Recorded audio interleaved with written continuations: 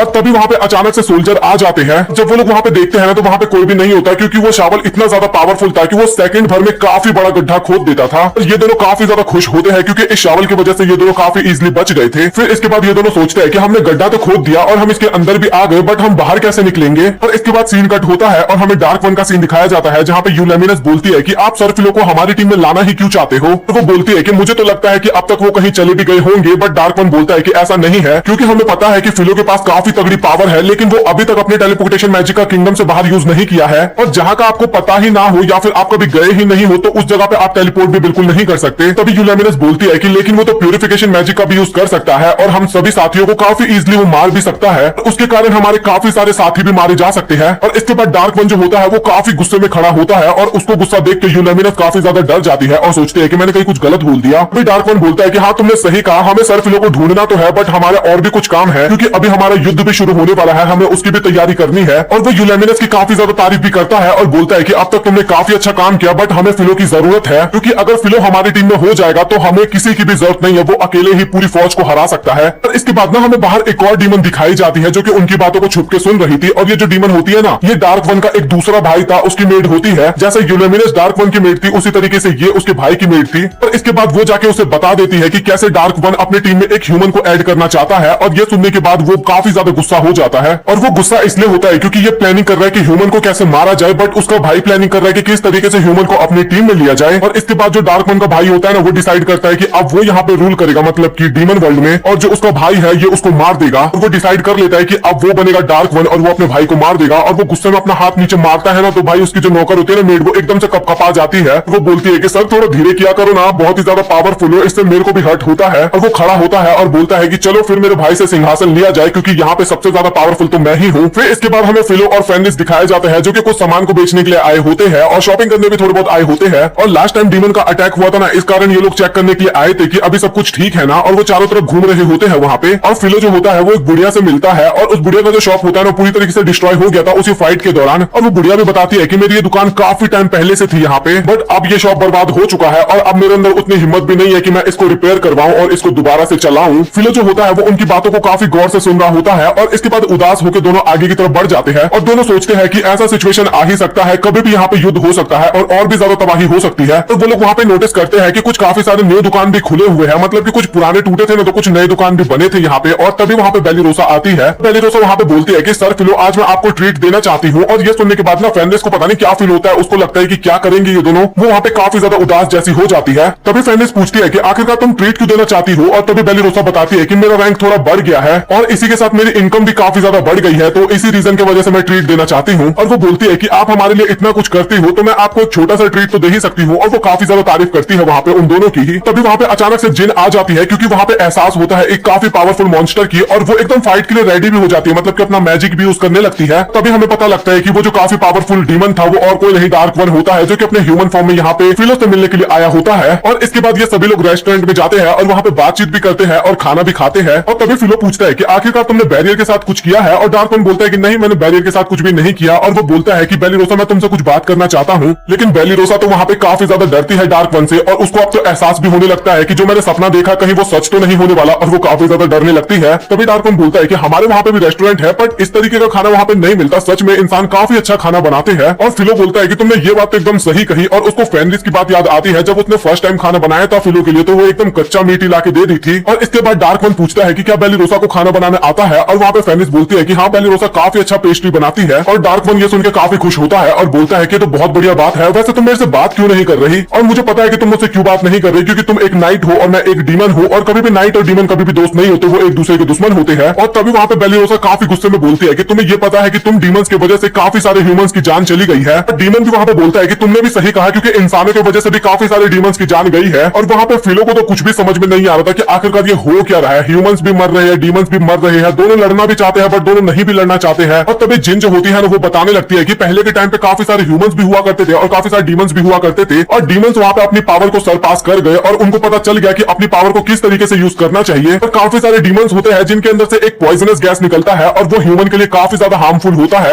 और अगर वो गैस इंसानों के कांटेक्ट में आएगा तो इंसान वहाँ पे टै भी बोल सकता है। इसी कारण इंसान और डीमन दोनों अलग अलग रहने लगे थे, और इसी कारण काफी सारे ह्यूमंस डीमन को मारना चाहते थे, क्योंकि डीमंस की वजह से उनकी जान हमेशा खतरे में रहती थी। तभी बेलिरोसा बोलती है कि हम इतने टाइम से फेनिक्स के साथ रहते हैं और वो तो एक डीमन है, बट हमें फिर भी कुछ भी नहीं हुआ। और तभी फेनिक्स बताती है क्योंकि मुझे पावर कंट्रोल करना आता है और मैं अपनी पावर को कंट्रोल कर सकती हूँ। और कुछ डीमन होते हैं जो कि अपनी पावर को कंट्रोल नहीं कर पाते, इन कारण उनके पॉइजन खतरनाक होते हैं। और इसके बाद डीमन लॉर्ड जो होता है वो बोलता है कि फ्यूचर में बहुत तगड़ी हमें लड़ाई देखने को मिलने वाली है। और इसके बाद ये बोलने के बाद वो वहां से चला जाता है। और इसके बाद वो सब भी वहां से घर जाने लगते हैं, बट फिलो के दिमाग में तो केवल डार्क वन की ही बात याद आ रही थी, जो उसने बोला था कि अब जो लड़ाई होने वाली है उसमें काफी ज्यादा खून खराबा होगा। और फिलो को कुछ भी समझ में नहीं आ रहा था कि आखिरकार उसको क्या करना चाहिए, क्योंकि उसके साथ भी डीमन रहते हैं, उसके साथ ह्यूमंस भी रहते हैं, और उसको तो कुछ भी समझ में नहीं आ रहा था। और इसके बाद फिलो जो होता है वो सीधा फेनिक्स को जाके पकड़ लेता है, और फेनिक्स वहां पे पूछती है कि आखिरकार आप ये कर क्या रहे हो। और तभी फिलो बोलता है कि बस मुझे थोड़ी देर ऐसे ही रहने दो, मुझे थोड़ा सा चैन की सांस लेनी है। फेनिक्स भी वैसे ही खड़ी होती है और फिलो भी वहीं पे चुपचाप खड़ा होता है, और दोनों में से कोई भी वहां पे कुछ नहीं बोलता। और इसके बाद दरवाजे पे कोई आया होता है और फिलो और फेनिक्स जो होते हैं ना, वो दरवाजा खोलने जाते हैं। और जैसे वो दरवाजे पे पहुंचते हैं ना, तो ये देख के वो दोनों काफी ज्यादा हैरान हो जाते हैं। तो वो दोनों सोचते हैं कि आखिरकार ये यहाँ पे क्यों आई है, और हमें दिखाया जाता है कि वहां पे प्रिंसेस आई होती है। तो वहां पे फिलो बोलता है कि मैंने आपको पहले भी कहा था और मैं आपको अभी भी बोलूंगा कि मुझे आपका हीरो बनने में कोई भी इंटरेस्ट नहीं है। और तभी वो बोलती है कि सर फिलो प्लीज आप हमें माफ कर दीजिए। और तभी बोलती है कि सॉरी सॉरी सॉरी मैं भूल गई थी, सर बानजाए प्लीज आप हमें माफ कर दीजिए, और हमें पता है कि आप ही हमारे हीरो कैंडिडेट हो। ये सुनने के बाद फिलो वहां पे काफी ज्यादा हैरान होता है और वो सोच रहा होता है कि आखिरकार इनको कैसे पता चल गया कि मैं ही बानजाए हूँ। और इसके बाद प्रिंसेस जो होती है ना, वो फिलो से बात करने के लिए घर पे आई होती है, और वहां पे बेलिरोसा काफी ज्यादा घबराते हुए चाय देती है प्रिंसेस को, और वो बोलती है कि ये हमने बनाया है और अगर आपको ना पसंद आए तो कोई बात नहीं, हम इसको ले जाएंगे, क्योंकि यहाँ पे लेवल का अंतर था ना, क्योंकि ये प्रिंसेस थी और ये एक नॉर्मल इंसान थी, तो ये सोच रही थी कि शायद प्रिंसेस ना पिए इसके हाथ का चाय। तभी वो बोलती है कि कोई बात नहीं, तुम इसको यहीं पे छोड़ दो और मुझे फिलो से अकेले में बात करनी है, तो क्या तुम सभी लोग अभी कुछ टाइम के लिए घर से बाहर जा सकते हो। और वहां पे सब तो जाने के लिए एकदम तैयार हो जाते हैं, लेकिन फेनरिस जो होती है ना वो बिल्कुल भी जाने के लिए बाहर तैयार नहीं होती और वो बोलती है कि मेरे हस्बैंड को किंगडम के द्वारा इतना गंदा ट्रीटमेंट मिला था और इसके बाद तो मैं यहाँ से बिल्कुल भी नहीं जाने वाली। और तभी फिलो बोलता है कि कोई बात नहीं, आप मेरी वाइफ के सामने भी वो सारी बातें कर सकती हो, और अगर आपको कुछ ऐसी बात करनी है जो कि आप मेरी वाइफ के सामने नहीं बोल सकते, प्लीज आप यहाँ से खड़े हो जाइए और दरवाजा वहां पे है, आप वहां से निकल जाइए, मतलब कि आप अपने घर जाइए। और वो बोलता है कि मैं अपनी सारी बातें अपनी वाइफ के साथ शेयर करता हूँ, तो ये भी मैं अवश्य करूंगा। और भाई ये सुनने के बाद वहां पे फेनरिस काफी ज्यादा शर्माने लगती है और वो वहां पे लिटरली काफी ज्यादा अंदर ही अंदर खुश भी हो रही थी। और तभी प्रिंसेस बोलती है कि हाँ ठीक है, मैं समझ गई। और इसके बाद बाकी के जो लोग होते हैं ना वो सभी उस रूम से बाहर जाने लगते हैं। और इसके बाद प्रिंसेस जो होती है ना वो फिलो के नीचे झुकते हुए बोलती है कि सर बानजाई, मैं आपसे प्लीज माफी मांगती हूँ, दिल से माफी मांगती हूँ। और तभी फिलो बोलता है कि तुम मुझे बानजाई मत बुलाओ, क्योंकि मैं आप फिलो हूँ और मैं अपने पूरे किंगडम की ओर से आपसे माफी मांगती हूँ। और उस बैग के लिए भी हम आपसे माफी मांगते हैं जो कि आपको एडवेंचर के तौर पे दिया गया था, क्योंकि जानबूझ के इन्होंने बेकार बैग दिया था, क्योंकि उसके अंदर से ना एकदम डैमेज आइटम निकल रहे थे बाहर। और तभी फिलो बोलता है कि प्रिंसेस आप इस तरीके से मत बैठिए, आप प्लीज ऊपर जाके बैठ जाइए। लेकिन प्रिंसेस जो होती है ना वो वहीं पे बैठी रहती है और उसकी बात नहीं सुनती। और वहां पे प्रिंसेस बोलती है कि जब तक आप मुझे माफ नहीं करोगे मैं यहाँ से नहीं उठने वाली। और फिलो भी बोलता है कि मैं कोई फाइटर नहीं हूँ, मैं बस एक मर्चेंट हूँ, और आप चाहे कितनी भी मुझसे माफी मांग लो, लेकिन उसके बाद भी मैं लड़ाई झगड़ा बिल्कुल भी नहीं करने वाला। और फिलो बोलता है कि आपको जो भी कुछ बोलना है आप सीधा सीधा बोलिए। और इसके बाद प्रिंसेस जो होती है ना वो एक मैप दिखाते हुए बोलती है, और ये मैप जो होता है ना ये पूरा इनके किंगडम का होता है। और वो बताती है कि ये जहां जहां पे येलो येलो डॉट्स है ना, ये एक तरीके का डिवाइस है, और ये जो डिवाइस है ना ये हमारे बटालियन के लीडर के पास है, और इसकी मदद से हमें पता लग जाता है कि सेना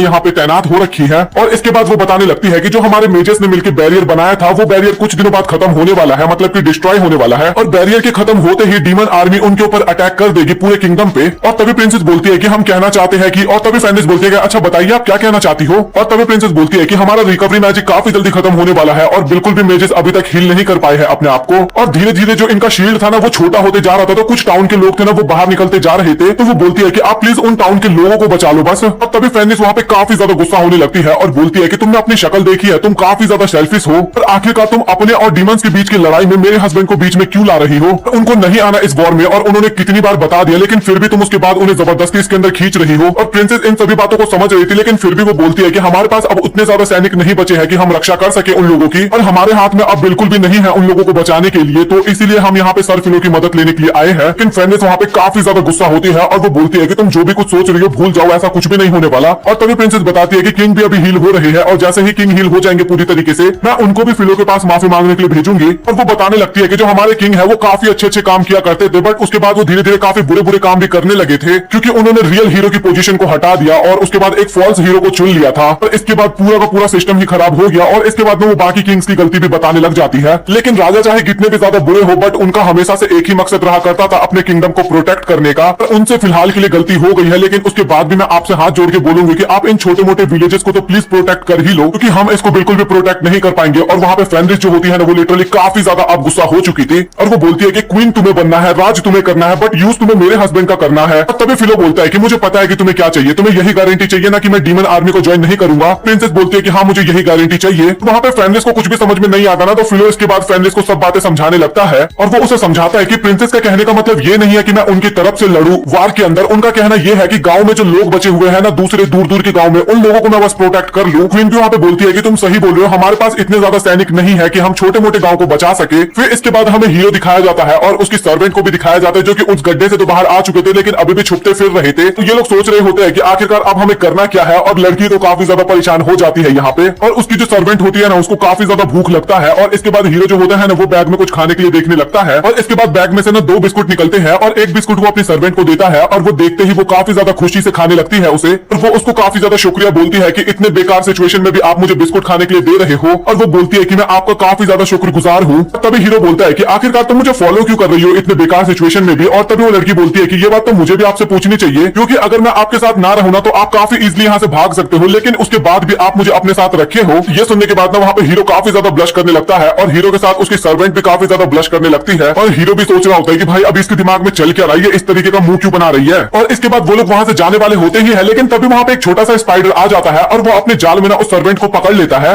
इसके बाद वो हीरो को भी अपने जाल में फंसा लेता है, और ये कोई स्पाइडर नहीं होती बल्कि ये लड़की होती है, और बोलती है कि तुम्हारा आप सैक्रिफाइस करने में काफी ज्यादा मजा आने वाला है, और तुम दोनों एकदम परफेक्ट भी लग रहे हो इस काम के लिए। भाई इन दोनों की तो काफी ज्यादा फट जाती है, और ये दोनों सोचते हैं कि आखिरकार हमारे साथ होने क्या वाला है। फिर इसके बाद हमें रात का सीन दिखाया दिखाया जाता है जहाँ पे फिलो कुछ सोच रहा होता है और उसको बिल्कुल भी नींद नहीं आ रही थी उस टाइम पे, और फेनरिस उससे पूछती भी है कि आपको नींद क्यों नहीं आ रहा, और तभी फिलो बताता है कि जो भी कुछ मुझे प्रिंसेस ने बताया उसके बाद मुझे नींद नहीं आ रहा। इसके बाद फेनरिस भी उसके बगल में आके बैठ जाती है और वो बोलती है कि मुझे पता है कि आप प्रिंसेस के ऑफर के बारे में सोच रहे हो, और तभी फिलो बताता है कि हाँ तुमने सही कहा, और वो बताने लग जाता है कि वो छोटे मोटे टाउन्स काफी ज्यादा खतरे में है और प्रिंसेस उन सभी को नहीं बचा सकते, और मैं ऐसे उनको मरने भी तो नहीं दे सकता ना, और मुझे उन लोगों को बचाने का भी मन कर रहा है, बट मैं ये भी दिखाना चाहता हूँ कि मैं किसी के भी साइड में नहीं हूँ, और मैं चाहता हूँ कि ये दुनिया पूरी तरीके से बदल जाए, और जब हमारे बच्चे हो ना तो मैं चाहता हूँ हमारे बच्चे ह्यूमंस के साथ भी काफी अच्छे से रहे और डीमंस के साथ भी काफी अच्छे से रहे। मतलब कि मैं एक ऐसी दुनिया बनाना चाहता हूँ जहाँ पे ह्यूमंस और डीमंस दोनों एक साथ रहे। हाँ मुझे पता है कि ये चीज करने में काफी ज्यादा मुश्किलें आने वाली है, बट फिर भी मैं उसके बाद ये चीज करना चाहता हूँ, और मैं बिल्कुल भी नहीं चाहता कि हमारे बच्चे इस माहौल में पैदा हो, क्योंकि मैं उनको काफी अच्छी लाइफ देना चाहता हूँ। और फेनरिस वहाँ पे काफी ज्यादा खुश होती है अपने हस्बैंड के विचारों को सुन के, और वो बोलती है कि आप जो भी करोगे मेरा आपको फुल सपोर्ट होने वाला है। और वहाँ पे फिलो भी बोलता है कि तुम्हारा शुक्रिया फेनरिस। और इसके बाद सुबह का सीन दिखाया जाता है जहाँ पे डीमंस अटैक करने वाले थे टाउन में, और सभी लोग कहीं पे भाग के जा रहे थे, और तभी हमें जंगलों में ना एक छोटी सी बच्ची को दिखाया जाता है जो कि कुछ बेरीज को इकट्ठा कर रही थी, और तभी वहाँ पे काफी सारे डीमंस आ जाते हैं, और उनमें से एक गॉब्लिन उस बच्ची के ऊपर अटैक करने वाला होता है, और तभी वहाँ पे फिलो और फेनरिस आ जाते हैं और उस डीमन को काफी दूर फेंक देते हैं, और तभी फिलो जो होता है ना वहाँ पे एक काफी बड़ा सा बैरियर बना देता है, और वो लड़की को वहाँ से भागने के लिए बोलता है, और वो ये भी बता देता है कि तुम सभी को बता देना कि तुम्हें किस डायरेक्शन में जाना है, क्योंकि यहाँ पे तो अब ये सब कुछ संभाल लेगा। तभी फेनरिस बोलती है कि क्या आपको नहीं लगता कि हमें इन सभी को मार देना चाहिए, और तभी फिलो बोलता है कि नहीं ऐसा नहीं करने वाला मैं, ये काफी ज्यादा रूड हो जाएगा, और मैं ये भी नहीं दिखाना चाहता कि मैं ह्यूमंस के साइड हूँ या फिर डीमंस के साइड, और अगर मैंने इन लोगों को मार दिया ना तो इसका मतलब ये होगा कि प्रिंसेस जीत जाएगी और मैं हार जाऊंगा। और तभी फेनरिस काफी ज्यादा हैरान होती है और बोलती है कि क्या आप प्रिंसेस से हार गए, और मैं ऐसा नहीं चाहती कि आप प्रिंसेस से हारो। और यहाँ पे फेनरिस को कुछ भी समझ में नहीं आता कि फिलो ने अभी उसको बोला क्या, और वो वहाँ पे काफी ज्यादा रोने लगती है और बोलती है कि क्या इसका मतलब आप प्रिंसेस से शादी कर लोगे और आप 2-3 वाइफ भी रखा करोगे क्या। और भाई वो वहाँ पे काफी ज्यादा रोने लगती है, और तभी फिलो बोलता है कि अरे यार जब तक तुम्हें कुछ समझ में ना आए करे ना तुम बोला मत करो, मैं उससे शादी क्यों करूंगा, मैंने तो तुमसे शादी कर रखी है। और तभी उनमें से एक डीमन बोलता है कि तुम तो फेनरिस हो ना, और आखिरकार तुम इन लोगों के साथ क्या कर रही हो। और तभी वहाँ पे फिलो बोलता है कि देखो भाई लोग, मैं तुम लोगों को चोट नहीं पहुंचाना चाहता, तो चुपचाप यहाँ से चले जाओ, और ना ही तो मैं तुम लोगों को कुछ भी करूंगा और ना ही तुम लोग मेरा कुछ करना, तो तुम लोग यहाँ से जा सकते हो। और तभी वहाँ पे सभी डीमंस काफी ज्यादा हंसने लगते हैं और बोलते हैं कि आखिरकार तुझे क्या लगता है, तू बोलेगा और हम यहाँ से भाग जाएंगे, मतलब कि हम डर गए तेरे से। और तभी फेनरिस बोलती है कि तुम एक छोटा सा बैरियर तो तोड़ नहीं पा रहे और तुम इससे लड़ने की बात कर रहे हो। और तभी वहाँ पे एक काफी बड़ा सा डीमन आता है, तो ये लिटरली काफी पावरफुल डीमन था, मतलब कि फेनरिस जितना लेवल अप तो नहीं था, बट हाँ ठीक है हाई लेवल का ही डीमन था।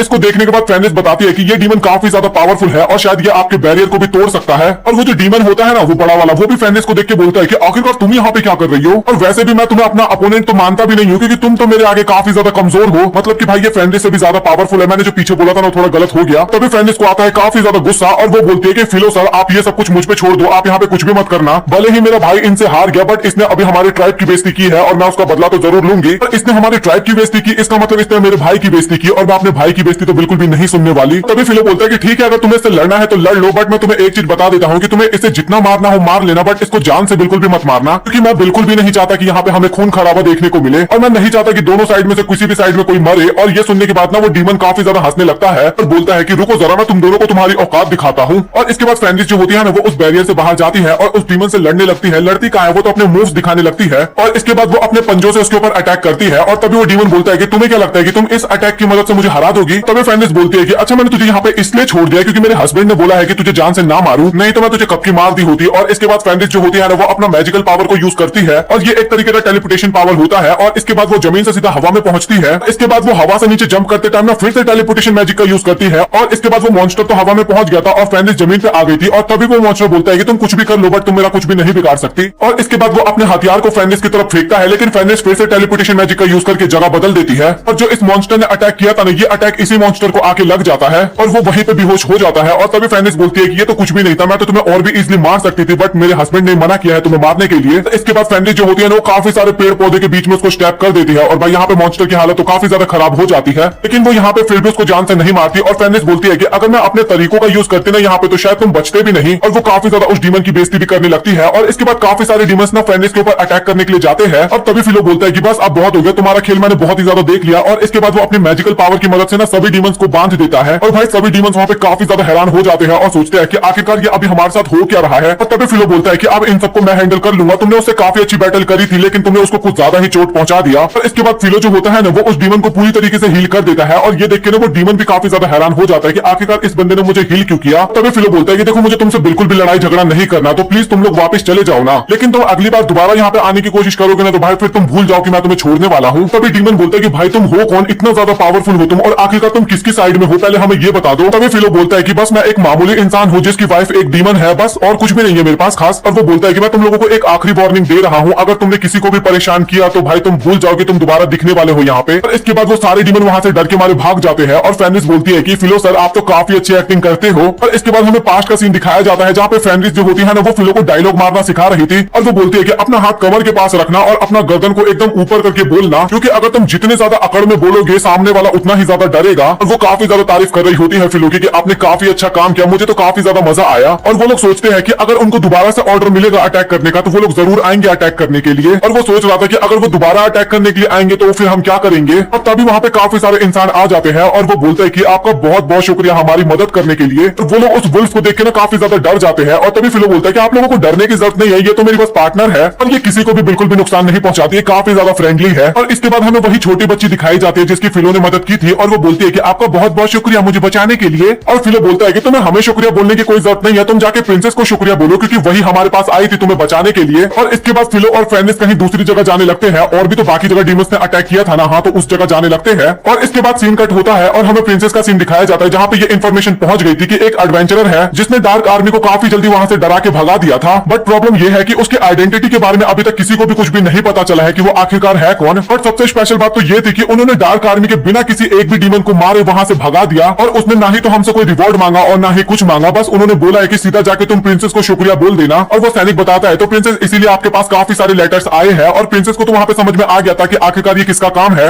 और इसके बाद प्रिंसेस बोलती है कि जाके तुम सभी को बता दो कि अगर वो एडवेंचरर तुम लोगों को कहीं पे भी दिखे तो उसकी मदद करनी चाहिए हमें, और हमें उसकी हमेशा मदद करनी होगी। और क्वीन भी काफी ज्यादा खुश होती है कि फाइनली फिलो ने उसकी मदद कर दी। वो सोच रही थी कि अगर फिलो इसी तरीके से काम करते रहा ना तो इंसान और डीमंस के बीच में समझौता हो जाएगा, क्योंकि ना तो फिलो ने किसी को मारा था और ना ही उसने डीमन को किसी भी ह्यूमंस को मारने दिया था। और हमें डार्क वन भी दिखाया जाता है जो कि फिलो को देख रहा था और वहां पे डार्क वन का बिना लड़ने का कोई इंटेंशन नहीं होता। और तभी वहां पे डार्क वन की सर्वेंट आती है और वो बोलती है कि सर मुझे माफ करना, बट आपके जो छोटे भाई है वो थ्रोन पे कब्जा करने की कोशिश कर रहे हैं और ये उनके द्वारा संदेशा आया है कि वो एक नया राजा बनना चाहते हैं, तो आप जल्दी से वहां पे जाके इस सिचुएशन को जल्दी से हैंडल करिए। इसके बाद हमें डार्क वन के भाई को दिखाया जाता है जिसने सारी प्रिपरेशन कर ली थी किंग बनने की। और लेडी डीमन जो होती है ना वो बताती है कि मैंने 2 ह्यूमंस को ढूंढा है जिसके अंदर काफी अच्छी कैपेबिलिटी है, और अगर हम तुम दोनों को डीमन लॉर्ड को बलिदान दे दे तो जो डार्क वन है उससे भी ज्यादा पावरफुल हमारे मालिक बन जाएंगे। तो वो लिटरली इतने ज्यादा पावरफुल हो जाएंगे कि डार्क वन उनके सामने कुछ भी नहीं होंगे। भाई वहां पे हीरो और उसके सर्वेंट की तो काफी ज्यादा हालत खराब होती है, और वहीं जो डीमन होता है ना वो तो काफी ज्यादा खुश होता है। और इसके बाद वो प्रोसेस को स्टार्ट करवाता है। फिलो और फेनिस दिखाए जाते हैं जहां पे डार्क वन उनसे मिलने के लिए आया होता है, और डार्क वन बोलता है कि मुझे तुमसे एक फेवर चाहिए। और फिलो पूछता है कि आखिरकार तुम्हें किस तरीके का फेवर चाहिए। और तभी डार्क वन बोलता है कि क्या मैं 1-2 दिन के लिए तुम्हारे घर पे रह सकता हूँ। और फिलो और फेनिस को तो वहां पे लग रहा था कि ये लोग उनसे मजाक कर रहे हैं क्योंकि भाई वो डीमन किंग है और ये यहाँ पे क्यों ही रहेगा। लेकिन तभी वो सीरियस होते हुए बोलता है कि नहीं मैं बिल्कुल भी मजाक नहीं कर रहा, हमें तुम्हारी हेल्प चाहिए। और इसके बाद डार्क वन जो होता है ना वो अपनी सच्चाई बताने लगता है, मतलब कि जो पास्ट का सीन जो दिखाया गया था जहाँ पे स्टोरी एंड हुई थी, मतलब कि एपिसोड नंबर 9, जहाँ पे डार्क वन को पता लगता है कि उसका भाई जो है वो उसकी सत्ता पे राज करना चाहता है, मतलब कि नया डार्क वन बनना चाहता है डीमन लॉर्ड। और हमें यूलेमिनस भी दिखाया जाता है जो कि डार्क आर्मी के 4 पिलर्स होते हैं ना, मतलब कि पावरफुल होंगे कुछ ये। और वो बोलती है कि आखिरकार तुम ये धोखा क्यों दे रही है, तुम्हें हमारे डार्क वन का सपोर्ट करना चाहिए बट तुम उनका सपोर्ट बिल्कुल भी नहीं कर रही। तो ये लोग जो होते हैं ना ये लोग भी डार्क वन को इस टाइम पे सपोर्ट नहीं कर रहे थे बल्कि उसके भाई को सपोर्ट कर रहे थे, क्योंकि इन लोगों को भी लग रहा था कि अब डार्क वन पहले जैसा डीमन लॉर्ड नहीं रहा, वो काफी ज्यादा कमजोर हो गया है और अब तो उसके भाई को सत्ता दे देनी चाहिए। और इसके बाद वो सभी डार्क वन के किंगडम में जाते हैं, मतलब कि अभी तो डार्क वन वहां पे नहीं था। और लेडी डीमन जो होती है ना वो बोलती है कि आप सभी का स्वागत है और यहाँ पे हमारे नए डार्क वन आने वाले हैं। जो डार्क वन है ना उसको छोटे भाई का नाम लॉर्ड यू होता है और बता रही होती है कि अब ये नए लॉर्ड बनने वाले हैं। और तभी यूलेमिनस बोलती है कि तुम्हें इतना ज्यादा उछलने की जरूरत नहीं है, क्योंकि जब लॉर्ड गोजेल यहाँ पे आएंगे ना तो वो तुम्हें अच्छी तरीके से सबक सिखाएंगे, मतलब कि डार्क वन की बात कर रही थी। और तभी लेडी डीमन बोलती है कि अच्छा तुम भी हो क्या यहाँ पे, मुझे तो पता ही नहीं था। और इस बात पे ना यूलेमिनस वहाँ पे काफी ज्यादा गुस्सा हो जाती है और वो जो नया डार्क वन होता है ना इसके ऊपर सीधा अटैक करने के लिए जाती है, लेकिन यूलेमिनस के अटैक करना उसके ऊपर कुछ भी असर नहीं होता। बट डार्क वन जो उसको पंच मारता है ना नया डार्क वन, भाई एक ही पंच में काफी दूर जाके गिरती है। और वो बोलता है कि मुझे तुम जैसे कमजोर लोगों की तो मेरे टीम में बिल्कुल भी जरूरत नहीं है। और यूलेमिनस का नाखून जो होता है ना वो भी लॉर्ड यू पे अटैक करने के लिए जाता है, लेकिन तभी लेडी डीमन बीच में आ जाती है और वो उसे बचा लेती है। और वो बोलती है कि मुझे तुम्हारी औकात पता थी, तुम इसी तरीके की ट्रिक को यूज कर सकती हो और मुझे तुम्हारे बारे में सब कुछ पता है और अब तो मैं तुम्हें भी बिल्कुल भी नहीं छोड़ने वाली। और वो उसके ऊपर अटैक करने के लिए जा ही रही होती है, लेकिन तभी वहां पे रियल डार्क वन आ जाता है और वो सबसे पहले यूलेमिनस का ख्याल रखने के लिए बोलता है अपने सर्वेंट को। और इसके बाद वो बोलता है कि आखिरकार तुम्हें प्रॉब्लम क्या है। और वहां पे तो एकदम ऐसा फील हो रहा था कि अब भाई युद्ध होने वाला है, काफी तगड़ा युद्ध होने वाला है। लेकिन तभी रियल डार्क वन बोलता है कि आखिरकार तुम्हें प्रॉब्लम क्या है मेरे से, मैंने कुछ भी तो गड़बड़ किया है नहीं, लेकिन उसके बाद भी तुम मुझे सपोर्ट करना क्यों बंद कर दिए हो। और तभी लॉर्ड यू बोलता है कि भाई तू शरीफ बनने की एक्टिंग मत कर, तूने बहुत गड़बड़ किया है और ऐसे शरीफ बन के तू हमें पागल नहीं बना सकता।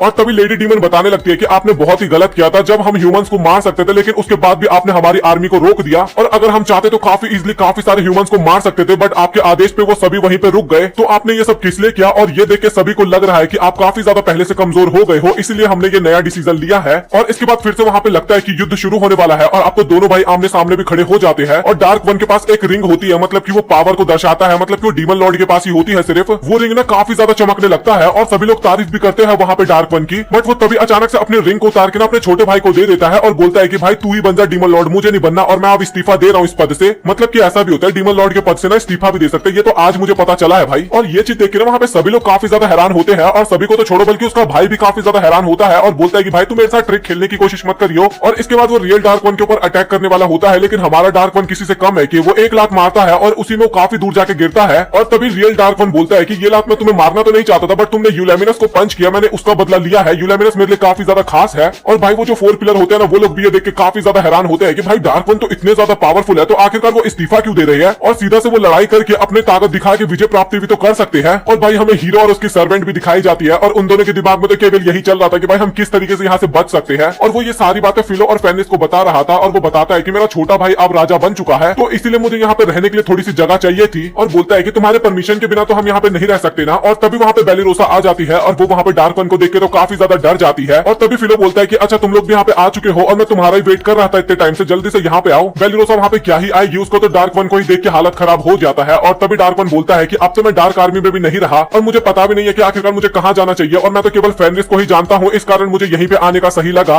और तभी बेलोसम बोलती है कि अभी कुछ समय पहले ही तो डार्क आर्मी ने ह्यूमंस के ऊपर अटैक किया था। और तभी डार्क वन बोलता है कि बट उन्हें मैंने ऑर्डर नहीं दिया था, उन्हें मेरे भाई ने ऑर्डर दिया था। और वो बोलता है कि तुम टेंशन मत लो, हम डीमन है बट हम बिल्कुल भी ह्यूमन को हार्म नहीं पहुंचाते, लेकिन यूलेमिनस तो वहाँ पे अलग ही दुनिया में होती है, वो वहाँ पे सभी ह्यूमंस को डराने की कोशिश करती है, बट कोई भी नहीं डरता। और तभी फेनरिस पूछते हैं कि यूलेमिनस तुम यहाँ पे आ चुकी हो, तो तुम्हारे साथ जितने भी डीमन काम किया करते थे उन सब का क्या हुआ? और तभी यूलेमिनस बोलती है कि जब मैंने इस्तीफा दिया ना, तो उसके बाद उन लोगों ने भी इस्तीफा दे दिया। और इसके बाद डार्क वन और यूलेमिनस होते हैं ना, इन दोनों के बीच में थोड़ा फ्रेंडली फाइट होता है, मतलब कि मस्ती मजाक वाला। और इसके बाद डार्क वन बोलता है कि फिलो तुमने काफी बढ़िया काम किया था कि तुम्हारी वजह से ज्यादा प्रॉब्लम खड़ी नहीं हुई, और मुझे तुम्हारा ये व्यवहार काफी ज्यादा अच्छा लगा कि तुम ना तो ह्यूमंस की तरफ से लड़े और ना ही डीमंस की तरफ से, तुम एक बस मिस्टीरियस हीरो बन के आए और वहाँ पे पूरी सिचुएशन को अच्छे से हैंडल कर दिया। और तभी फिलो हैरान होते हुए बोलता है कि ये बात आपको कैसे पता? और तभी डीमन लॉर्ड बोलता है कि भाई मैं डीमन लॉर्ड हूँ, मुझे सब कुछ पता है। और इसके बाद बाकी के लोगों से राय ली जाती है कि क्या डिसीजन लिया जाए, और वहाँ पे सभी लोग एकदम एग्री करते हैं, किसी को भी कोई प्रॉब्लम नहीं था वहाँ पे। और जिन जो होती है ना, वो तो बोलती है कि अगर ये लोग कुछ भी करने की कोशिश करेंगे मुझे या फिर फिलो सर को, तो मैं इनको तो बिल्कुल भी नहीं छोड़ने वाली। और बेलिरोसा वहाँ पे उन लोगों को रहने से मना करती है और बोलती है कि भले ही वो डार्क लॉर्ड अच्छे और अब रिटायरमेंट ले लिया हो, बट है तो वो एक डीमन ही ना।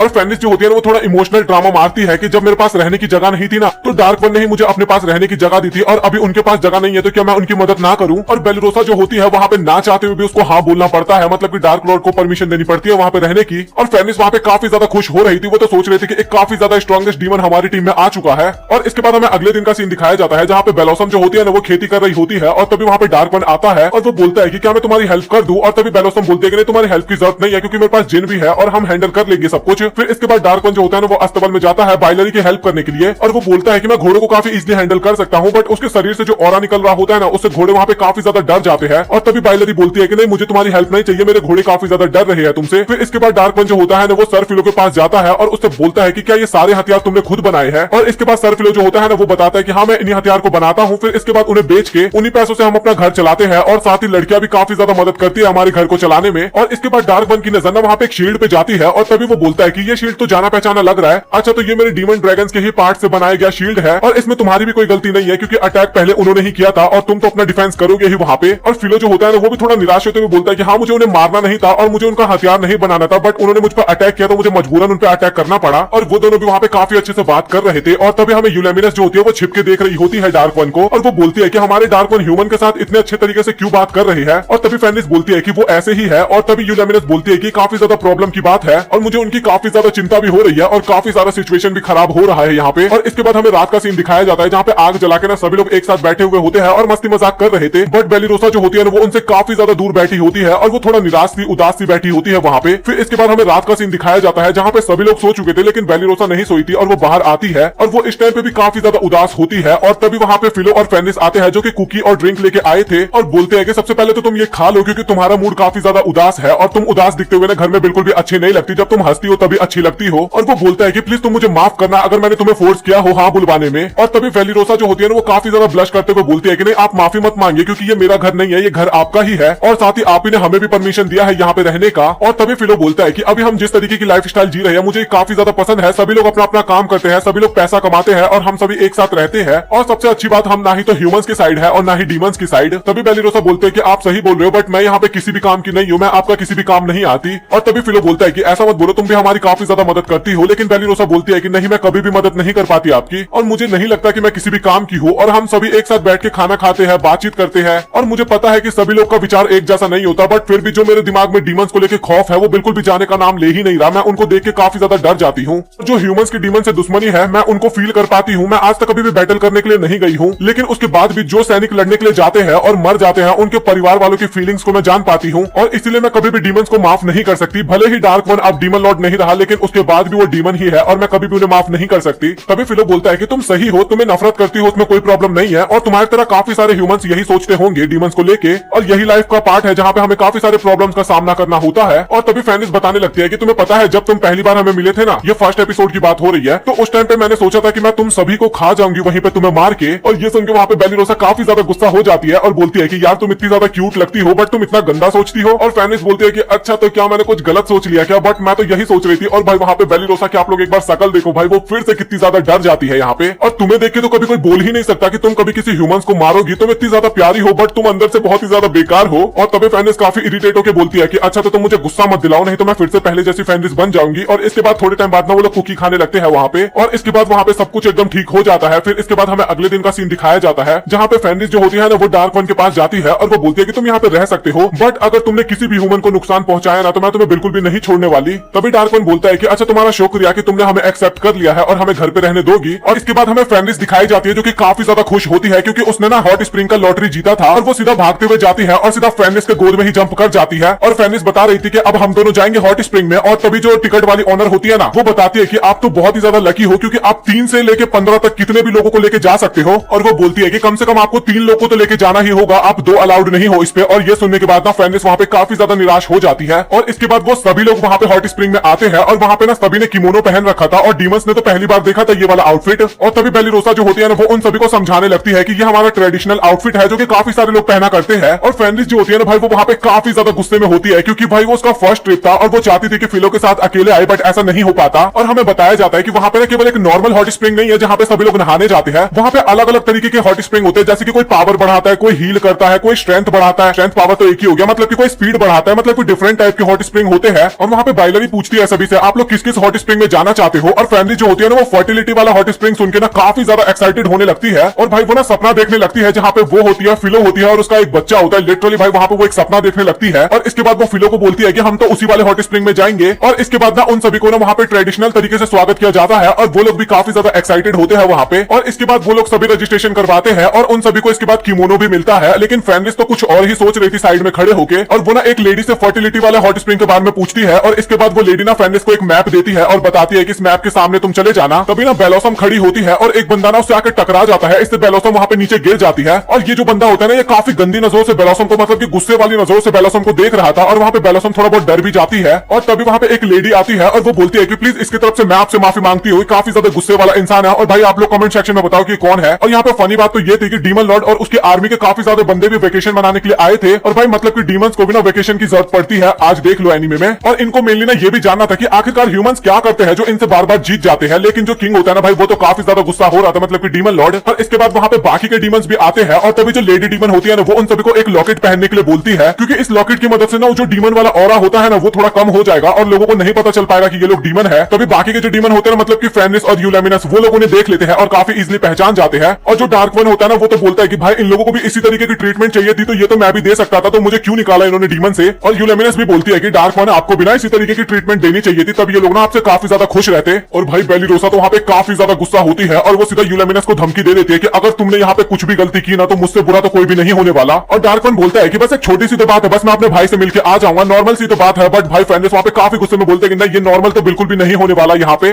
और यहाँ तक कि भाई वो डार्क वन को भी धमका देती है, डरा देती है। भाई वहाँ पे वो इतना ज्यादा गुस्सा होती है और सभी ने ना किमोनो पहन रखा था और उन सभी को रूम भी मिल जाता है और सच में वो लोग किमोनो में काफी ज्यादा बढ़िया लग रहे थे। बट फेनिस तो अपने अलग ही मूड में होती है आज। और फेनिस जो होती है वो फिलो को बोलती है कि हम दूसरे कमरे में जाते हैं और वहाँ पे फिलो भी काफी ज्यादा शर्मा रहा होता है और कुछ भी जवाब नहीं दे पाता उसका। और तभी फिलो भी बोलता है कि तुम भी दूसरे दूसरे कमरे में चले जाओ, डार्क वन को बोलता है, क्योंकि वो एक लड़का होता है। और डार्क वन बोलता है कि नहीं कोई प्रॉब्लम नहीं है, मैं यहीं पे सो जाऊंगा। और ये सुनने के बाद ना वो सभी लड़कियां हैरान होती है और बोलती है कि नहीं तुम यहाँ पे बिल्कुल भी नहीं सो सकते। तभी ब्लॉसम वहाँ पे बोलती है कि सर फिलो हमें यहाँ पे लेके आए हैं, तो जो भी वो बोलेंगे हमें वही करना होगा। और वहाँ पे सभी लोग सोच रहे थे कि आखिरकार हमें करना क्या चाहिए। और बेलिना जो होती है ना उसको भी दूसरे कमरे में जाना था, लेकिन वो किसी को ये नहीं बताना चाहती थी कि वो किस कमरे में जाना चाहती थी। और फेनिस तो वहाँ पे काफी ज्यादा खुश हो रही थी क्योंकि सभी लोग व्यस्त हो गए थे। और वो बोलती है कि इन लोगों को बिजी रहने दो, हम चलते हैं दूसरे कमरे में और हम हॉट स्प्रिंग में जाके नहाएंगे। और फिलो भी वहाँ पे जाने के लिए तैयार हो जाता है और वो दोनों जाने ही वाले होते हैं, लेकिन तभी जिन वहाँ पे आ जाती है और बोलती है कि आप दोनों के साथ मैं भी चलती हूँ, आपको कंपनी मिल जाएगा। और इस बात पे वहाँ पे फेनिस काफी ज्यादा गुस्सा हो जाती है और बोलती है कि तुम बिल्कुल भी नहीं जाने वाली हमारे साथ। और वो बोलती है नहीं मैं तो फिर भी जाऊंगी। और भाई इस बात पे फेनिस अब काफी ज्यादा गुस्सा हो जाती है। आप लोग एक बार शकल ही देखो भाई, आपको इसी से पता चल रहा होगा कि वो कितना ज्यादा गुस्सा हो रखी है। और फेनिस के दिमाग में तो अभी भी चल रहा था कि आज तो पक्का उनका बच्चा हो ही जाएगा। और फिलो भी भाई वहाँ पे खुश रहता है, ऐसा नहीं कि वो हैरान है, वो भी काफी खुश होता है। और इसके बाद जिन जो होती है ना वो अपने दिमाग में चली जाती है, मतलब कि विच से बात करने के लिए। और आपको पता है ना विच को उसने खा लिया था प्रीवियस एपिसोड के अंदर। और जिन बोलती है कि मुझे तुम्हारी मदद चाहिए और विच बोलती है कि तुम्हें क्या मदद चाहिए मेरे से। और वो बोलती है कि मुझे तुमसे कुछ प्रैक्टिस करना है। और इसके बाद ना वो उसको बांध देती है दोनों हाथों पांव को। और उसको अभी भी समझ में नहीं आ रहा था कि आखिरकार जिन करना क्या चाहती है। और तभी जिन उसे समझाने लगती है कि आज मैंने अपने लॉर्ड को देखा और उनकी मिस जो थी ना वो उनके साथ कुछ करना चाहती थी और वही एक्सपीरियंस मैं भी करना चाहती हूँ और मैं भी ये ट्राई करना चाहती हूँ। और आखिरकार इसको करने में फीलिंग्स कैसी आती है मैं वो चेक करना चाहती हूँ। और जिन उसे ये सब करने के लिए मना कर रही होती है और जिन उसको समझाने लगती है कि भाई तू इतनी डफर कैसे है, ये दो अलग जेंडर के बीच में किया जाता है और हम दोनों तो एक वुमेन है। और जिन बताती है कि मुझे इससे कोई फर्क नहीं पड़ता, मैं मैन और वुमेन दोनों को एक समान ही मानती हूँ। और यहाँ पे विच जो होती है ना वो काफी ज्यादा डर चुकी होती है। और भाई अभी ना जिन का भी शकल ना काफी ज्यादा क्रीपी लग रहा था और बोलती है कि चलो फिर अब स्टार्ट करते हैं और देखते कैसा मजा आता है। और तभी ना वो अपने मन की दुनिया से बाहर निकल जाती है, मतलब कि अपने दिमाग से, और बोलती है कि मैं तो अपने साइकिक दुनिया में ही खो गई थी। और इसके बाद फिलो और फेनिस जो होते हैं ना वो हॉट स्प्रिंग में पहुंच चुके होते हैं। और वहां पे फेनिस अभी तक भाई काफी ज्यादा खुश होती है। और इसके बाद वो दोनों हॉट स्प्रिंग में जाते हैं। भाई हॉट स्प्रिंग के बीच में एक दीवार था, लड़का इस तरफ और लड़की इस तरफ, कुछ इस टाइप का हॉट स्प्रिंग था। और तभी फिलो बताता है कि हम लोग कभी भी हनीमून के लिए कहीं और नहीं गए हैं, तो हम ना एक ट्रिप प्लान करेंगे जिसमें केवल हम दोनों ही जाएंगे। और फेनिस वहां पे बोलते हैं कि हाँ आपने सही बोला। और यहाँ पे फेनिस तो भाई काफी ज्यादा खुश होती है। और वहाँ पे फेनिस जो होती है ना थोड़ी बहुत उल्टी सीधी बातें करने लगती है, मतलब कि ऑकवर्ड सी बातें। और वहाँ पे फिलो जो होता है वो ऑकवर्ड हो भी जाता है और बोलता है कि अब मैं जा रहा हूँ क्योंकि मुझे काफी गर्मी लग रही है पानी में। और बाइलरी होती है ना वो एक अजीब से कमरे के बाहर आ जाती है। और इसके बाद ना जिन भी वहाँ पे आ जाती है और उसके कंधे पे हाथ रखती है। और ये देख के ना बाइलरी वहाँ पे काफी ज्यादा खुश हो जाती है। और ये जो कमरा होता है ना इसमें ना काफी ज्यादा खुशियां मिलने वाली थी, मतलब कि ये कमरे की पावर थी। और आपको जिस चीज से खुशी मिलती है ना इस कमरे के अंदर वही चीजें होने वाली है, आपको खुश करने वाली चीजें होंगी। और इसके बाद हमें बेलिरोसा और बेलोसम दिखाए जाते हैं, जहाँ पे बेलोसम जो होती है वो बेलिरोसा को चिढ़ा रही थी और बोलती है कि तुम डार्क वन को पसंद करने लगी हो क्या, क्योंकि तुम काफी ज्यादा उसको देखती रहती हो। और बेलिरोसा बोलती है कि अपना मुंह ना तो बंद रखा कर थोड़ा। और जो डार्क वन होता है ना वो भी वहाँ पे बेलिरोसा की आउटफिट की काफी ज्यादा तारीफ करता है। और इसके बाद हमें मॉन्स्टर पार्टी दिखाई जाती है जो कि सभी खाना खा रहे थे और वो लोग खाने की ना काफी ज्यादा बेइज्जती कर रहे थे कि इंसान कितना बेकार खाना खाते हैं। और भाई दबा के खाए भी जा रहे थे, मतलब कि बेइज्जती भी कर रहे थे और दबा के खाए भी जा रहे थे। वहाँ पे वैसे झूठ मूठ की बेइज्जती कर रहे थे, उनको वो खाना काफी ज्यादा टेस्टी लग रहा था, बट वो इंसानों की तारीफ नहीं करना चाहते थे। और इसके बाद वो अपने आप को एंटरटेन करने लगते हैं, जैसे कि नाच गाना करना, मारपीट करना, ये सब करने लगते हैं वो सभी लोग वहाँ पे। और इसके बाद हमें ना हीरो और उसकी स्लेव भी दिखाए जाते हैं जो कि यहाँ पे आ चुके थे। और वहाँ पे उसके स्लेव को ना काफी ज्यादा भूख लगा था और हीरो बताता है कि हमारे पास एक क्रिस्टल है जो कि हमने डीमन के अड्डों से चुराया था। और वो बोलती है कि हम तो काफी बड़े चोर हैं और आखिरकार हम इस क्रिस्टल का करेंगे ही क्या। और तभी हीरो बोलता है कि तुम फिक्र क्यों कर रही हो, उसको बेच के हमें कुछ खाने को तो मिल ही जाएगा।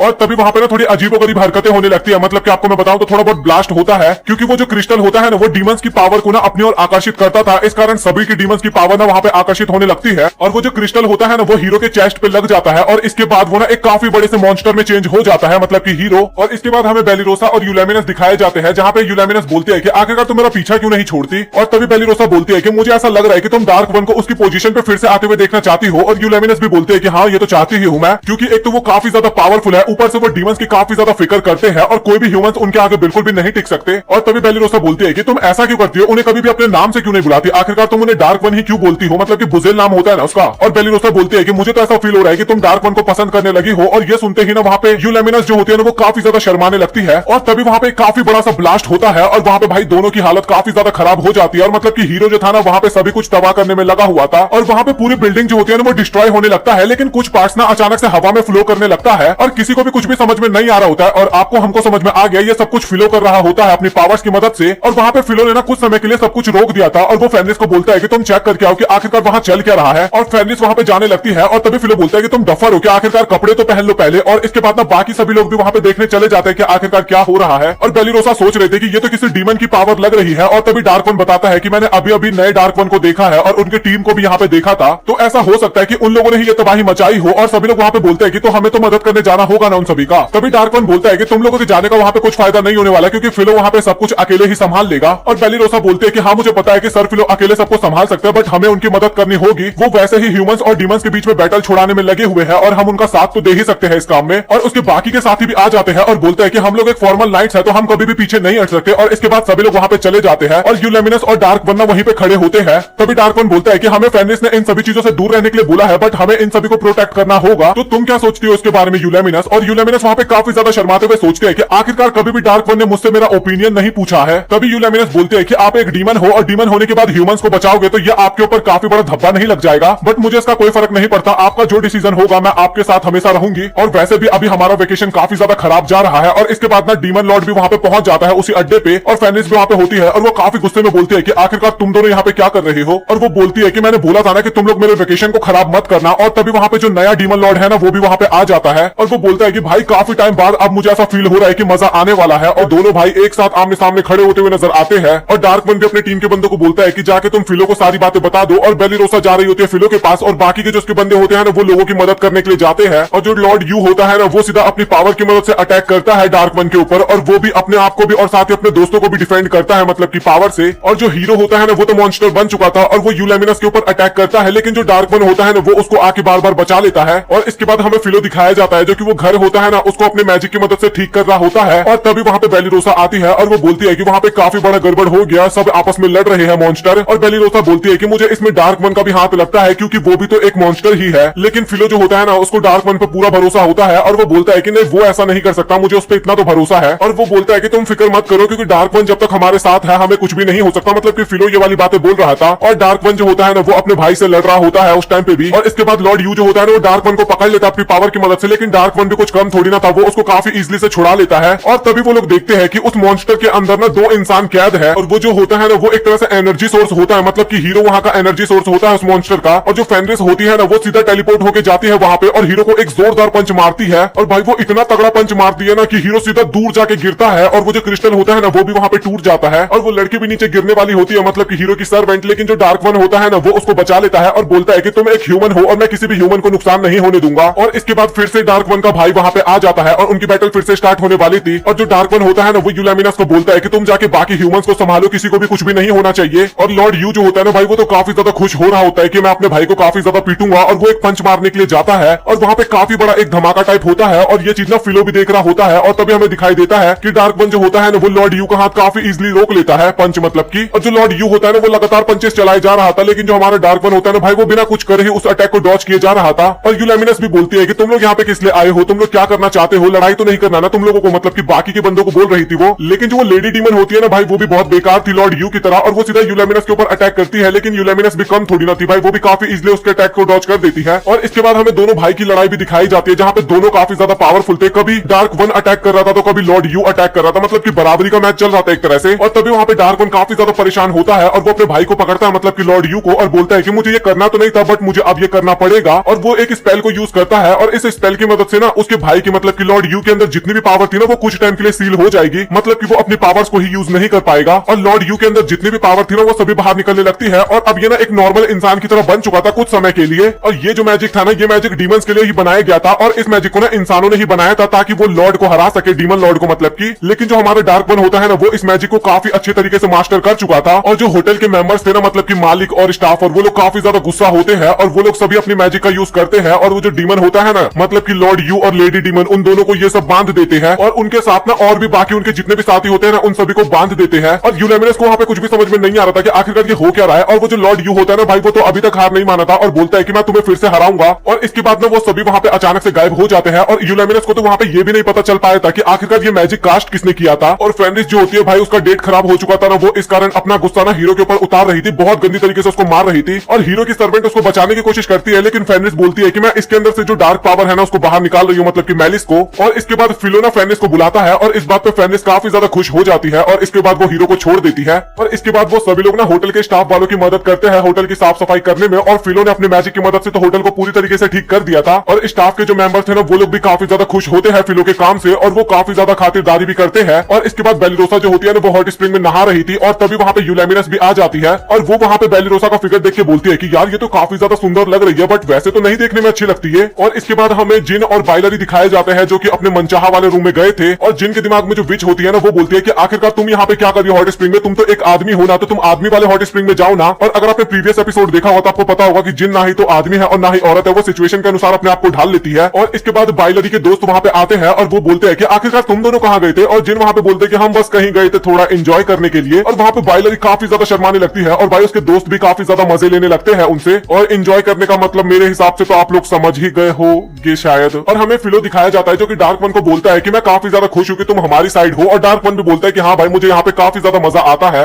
और तुम लोगों के साथ रहने में तो मुझे और भी ज्यादा अच्छा लगता है। और डार्क वन बोलता है कि फिलो तुम काफी ज्यादा बढ़िया इंसान हो और तुम्हें बिल्कुल भी डर नहीं लगता किसी से भी, और मैंने तुम जैसा इंसान बहुत कम ही देखा है। तभी फिलो बोलता है कि भाई ऐसा क्यों बोल रहे, मैंने क्या कर दिया। और तभी डार्क वन बोलता है कि जब मैंने पहली बार तुम्हें अपनी पावर दिखाई थी तो तुम उस टाइम पे भी बिल्कुल भी नहीं डरे थे। तुम्हारे पास इतनी ज्यादा मैजिक है कि तुम जिस साइड भी चले जाओगे ना वो साइड एक तरफा विन कर जाएगा, लेकिन उसके बाद भी तुम कुछ नहीं करते। तभी फिलो बोलता है कि मैं बहुत ही खुश हूँ उन दोनों के साथ ना होकर, मैं अपना साइड में ही ठीक हूँ, क्योंकि अगर मैं किसी की भी साइड हो जाऊं लेकिन ये युद्ध कभी भी खत्म नहीं होगा। एक बार हम जीत जाएंगे बट दूसरी बार वो फिर आएंगे, और इसी कारण ना तो मैं ह्यूमंस का साइड लेना चाहता हूँ और ना ही मैं डीमंस का साइड लेना चाहता हूँ। और फिलो बोलता है कि अगर हम चाहे तो हम फ्यूचर के जनरेशन के लिए इस चीज को चेंज कर सकते हैं। और वो दोनों ही वहां पे हाथ मिलाते हैं, और वहां पे दोनों ही हाथ मिलाते हैं एक दूसरे से, क्योंकि दोनों का मोटिव सेम था, इंसान और ह्यूमन दोनों एक साथ रहे। और इसके बाद बारी आती है डिनर की, और सभी लोग वहां पे डिनर करते हैं जो कि काफी ज्यादा बढ़िया होता है। लेकिन फेनिस के लिए वहां पे कुछ स्पेशल डिनर आया था, वो ना शरीर के अंदर कुछ ज्यादा ही एनर्जी भर देने वाला डिनर था, मतलब कि तो समझ गए होगे। और इसके बाद बेलिरोसा जो होती है ना वो डार्क वन के पास जाती है, और डार्क वन बोलता है कि अरे तुम यहाँ पे कैसे आ गई, तुम्हें तो मुझसे डर लगता है ना। और बेलिरोसा वहां पे माफी मांगती है और बोलती है कि मुझे तुम पे शक हो रहा था बट मुझे माफ कर दो। और वहां पे डार्क वन भी बोलता है कि कोई बात नहीं। और उन दोनों के बीच में वहां पे काफी अच्छी खासी बातचीत हमें देखने को मिलती है, और वो दोनों बात कर रहे थे ना तो वहां पे यूलेमिनस को काफी ज्यादा जलन हो रहा था, और वो बोलता है कि अरे मेरे सामने तो ये सब मत करो, थोड़ा दूर हो जाओ। और इसके बाद वो सभी ना काफी ज्यादा वहां पे एंजॉय करते हैं, मस्ती करते हैं। और इसके बाद रात के टाइम पे ना सभी लोग सो चुके होते हैं, लेकिन फिलो और फेनिस ना बाहर बैठे होते हैं। और तभी फिलो पूछता है कि आखिरकार फेनिस तुम इंसानों के बारे में क्या सोचती हो। और फेनिस भी बोलते हैं कि हाँ मुझे एक बार सोचने दो पहले। और फेनिस बोलते हैं कि इंसान वैसे तो काफी ज्यादा कमजोर होते हैं और हमारे जो बच्चे होंगे ना उनसे तो काफी ज्यादा कमजोर होंगे, बट लेकिन वो अपने टीम वर्क की मदद से ना आसानी से जीत जाते हैं कोई सी भी बैटल। और आपको पता है मैं पहली बार इंसानों से कब जली थी, मतलब कि मैं पहली बार बेलिरोसा से जली थी जब उसने मेरे से अच्छा केक बनाया था। बट अब मुझे ऐसा कुछ भी फील नहीं होता, क्योंकि अब वो मेरी काफी अच्छी दोस्त है और इंसान भी अब काफी अच्छे होते हैं। तभी फेनिस बोलती है कि आखिरकार आप ये मेरे से पूछ क्यों रहे हो। और तभी फिलो बताता है कि मैं तुमसे ये इसलिए पूछ रहा हूँ ताकि हमारे बीच में ना कोई भी प्रॉब्लम ना हो फ्यूचर में चल के, क्योंकि मैं तो ना इंसानों के साइड हूँ ना ही डीमंस के साइड, और वही विचार मैं तुम्हारा जानना चाहता था। और मैं तुमसे काफी ज्यादा खुश हूँ। और फेनिस भी वहाँ पे काफी ज्यादा खुश होती है और बोलती है कि मैं भी यही चाहती हूँ कि जब हमारे बच्चे हो तो उनके लिए काफी अच्छा माहौल हो। और वहाँ पे फिलो भी काफी ज्यादा शर्माने लगता है, क्योंकि फेनिस का फेस ना उस टाइम पे काफी ज्यादा क्यूट लग रहा था और वो दोनों एक दूसरे की तरफ देखे जा रहे थे। और फाइनली इसके बाद वो ना सीजन में पहली या फिर दूसरी बार किस करते हैं। एक बार पहली बार किया था बट उस टाइम पे दिखाया नहीं गया था, और ये पहली बार दिखाया गया हमें। और इसके बाद भाई उन दोनों के बीच में पता नहीं कुछ होता होगा, भाई मुझे तो नहीं पता ये सब, और ना ही मैं एक्सप्लेन करूंगा, और उम्मीद तो आप लोग बिल्कुल भी मत ही करना। और अगले दिन जब हमें फेनिस दिखाई जाती है ना तो वो काफी ज्यादा खुश हो रही थी, और बाकी के लोग स्टार्टिंग में तो कंफ्यूज होते हैं कि आखिरकार ये इतना ज्यादा खुश क्यों है, बट उन सबको भी समझ में आ जाता है और वो लोग भी काफी ज्यादा ब्लश करने लगते हैं वहां पे। लेकिन जो हमारे डार्क मन भैया होते हैं ना उनको कुछ भी समझ में नहीं आता, और यूलेमिनस भी बोलती है कि सर आपको समझने की जरूरत नहीं है, आप सीधा घर चलिए। और इसके बाद ना उन सबकी लाइफ एकदम नॉर्मल हो जाती है, जैसे कि बेलोसम अपना खेती का काम फिर से स्टार्ट कर देती है, बेलिना जो होती है वो स्कूल में बच्चों को मैजिक सिखाने लगती है, और जिन जो होती है वो बेलोसम की मदद करती है मैजिक से सब्जी उगाने में, और वो सब्जियां भी काफी ज्यादा टेस्टी होती है। और जो बाइलरी होती है वो अपने घोड़ों के साथ कुछ कुछ वर्क करने लगती है। और इसके बाद हमें फिलो, यूलेमिनस और डार्क वन दिखाए जाते हैं जो कि वेपन्स को बना रहे थे बेचने के लिए। के बाद तभी वहां पे बेलिरोसा आती है और वो बोलती है कि डार्क वन जो आपने मुझे शील्ड दिया था ना वो काफी अच्छा है और काफी पावरफुल भी है। और यूलेमिनस वहां पे काफी ज्यादा गुस्सा होने लगती है ना, तभी बेलिरोसा जो होती है वो बात पलटते हुए बोलती है कि आज रानी का ताजपोशी होने वाला है। और फिर फिलो भी सोचता है कि आज तो पैलेस में काफी ज्यादा भीड़ होने वाली है और क्या पता वहां पे डीमंस अटैक ना कर दे। लेकिन तभी डार्क वन बोलता है कि तुम फिक्र मत करो, क्योंकि मैंने अपने भाई की पावर्स को सील कर दिया है और वो इतनी जल्दी तो अटैक नहीं कर पाएगा। और इसके बाद प्रिंसेस जो होती है वो वहां पे रानी बन जाती है, और उसके जो फादर थे ना वो वहां से चले जाते हैं, क्योंकि उन्होंने कुछ ज्यादा ही गलत काम किया था और उन्हें डर भी था कि कहीं मेरी बेटी जेल में न डाल दे मुझे, इस कारण वो भाई भाग गए थे वहां से। और प्रिंसेस जो थी ना उसके भी विचार एकदम फिलो और डार्क वन की ही तरह थे, मतलब कि ह्यूमंस और डीमंस के बीच में लड़ाई ना हो और दोस्ती बरकरार रहे, ये वाले विचार। के बाद ना हमें हीरो और उसके सर्वेंट दिखाए जाते हैं जो कि फिर से अपने गड्ढे के अंदर छिपे हुए होते हैं, और वहां पे उसकी सर्वेंट ना काफी ज्यादा रो रही थी, बेचारी के साथ कितना बुरा हो रहा है। और इसके बाद फेनिस आती है और वो बोलती है कि डिनर तैयार हो गया है तो जल्दी से सब लोग आ जाओ। और फिर इसके बाद फिलो बोलता है कि मैं इस दुनिया में अकेला आया था बट अब मैं अकेला नहीं हूँ, क्योंकि मेरे पास यहाँ पे काफी सारे दोस्त हैं। और इसके बाद फिलो और फेनिस एक दूसरे के करीब आते हैं और वो दोनों ही सोचने लगते हैं कि हम एक शॉप खोलेंगे जहाँ पे हम स्वीट्स, वेजिटेबल सब कुछ बेचेंगे, क्योंकि हमारे पास सब कुछ तो है ही। और फेनिस जो होती है वो काफी अच्छा डिनर भी बनाती है अब, और वो दोनों वहाँ पे काफी ज्यादा खुश होते हैं। और इसी के साथ फाइनली फर्स्ट सीजन होता है खत्म। सो आप लोग कमेंट सेक्शन में बताओ कि आप लोगों को ये वीडियो कैसा लगा, और अगर आप लोगों को वीडियो पसंद आए तो वीडियो को लाइक करके चैनल को भी सब्सक्राइब कर देना। और आप लोग कमेंट सेक्शन में बताओ क्या मुझे इस टाइप के और भी एनिमेस एक्सप्लेन करने चाहिए, और अगर चाहिए तो हाँ कर देना और नहीं चाहिए तो मना कर देना। और अगर आप लोगों को वीडियो पसंद आए तो वीडियो को लाइक करके चैनल को सब्सक्राइब कर देना। मिलता है अगली वीडियो में, तब तक के लिए गुड बाय।